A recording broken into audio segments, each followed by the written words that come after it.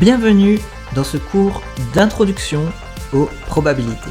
Nous allons voir les bases des probabilités, puis nous allons aborder quelques cas plus compliqués comme les probabilités conditionnelles. Commençons par un classique, les dés. Quand on lance un dé, il y a 6 faces et chacune a une probabilité égale d'apparaître. C'est ce que j'ai représenté dans ce graphique.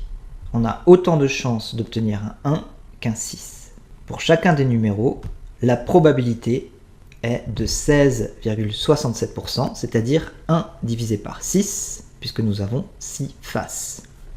La probabilité de tirer un 6, notée P6, égale 1 sixième, soit 16,67%. Un petit peu plus compliqué, la probabilité de tirer un 6 ou un 1.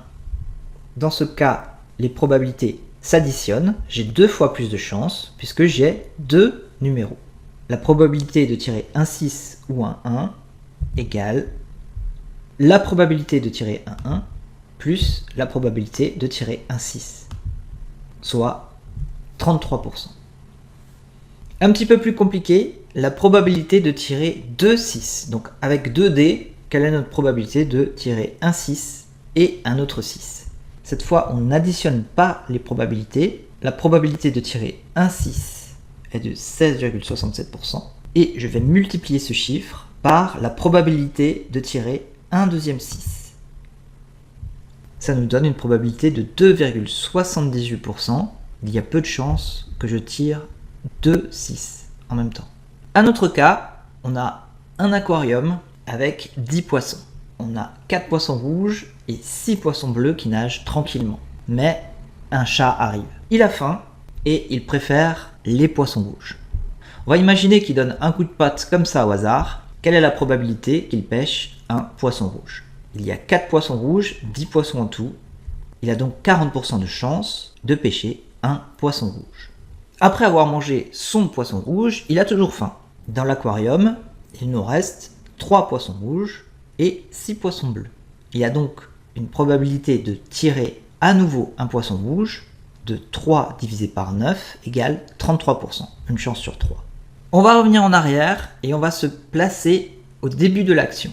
Si on pariait 1 euro que le chat pêche successivement 2 poissons rouges, la probabilité de tirer un premier poisson rouge est de 40% et la probabilité de tirer un deuxième poisson rouge, donc sur les poissons rouges restants, est de 33%. La probabilité de tirer 2 poissons rouges est de 40% multiplié par 33% égale 13%. Et maintenant, un cas un petit peu plus complexe. On va parler de probabilité conditionnelle. Je vous présente le cas. On a 13 personnes.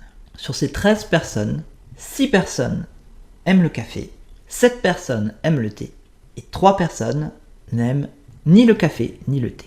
Sur cet ensemble de 13 personnes, on a 2 personnes qui aiment à la fois le café et le thé.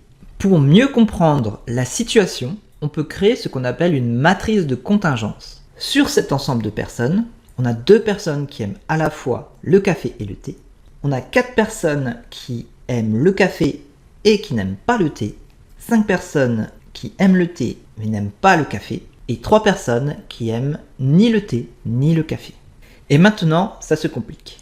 Quelle est la probabilité d'aimer le thé sachant qu'on aime le café? C'est ce qu'on appelle une probabilité conditionnelle. On sait qu'on a 2 personnes qui aiment à la fois le café et le thé. On ne va pas se focaliser sur la population totale, mais seulement sur les personnes qui aiment le café. Donc on a 2 personnes qui aiment le café et le thé, sur un ensemble de 6 personnes, les personnes qui aiment le café. Ça nous fait 2 personnes sur 6, soit un tiers ou 33% de chance de tomber sur une personne qui aime le thé, sachant qu'elle aime le café. Et voilà la formule classique de la probabilité conditionnelle. Probabilité d'aimer le thé, sachant qu'on aime le café, égale probabilité d'aimer le café et le thé divisé par la probabilité d'aimer le café. C'est tout pour cette vidéo. Dites-moi en commentaire si ce genre de vidéo sur les probabilités et les statistiques vous intéresse, ou bien si vous avez des suggestions de vidéos, que ce soit sur Excel, Power BI, Python, l'intelligence artificielle ou la data science en général, laissez-moi un commentaire. D'ici là, n'oubliez pas que je suis Spreadsheetman.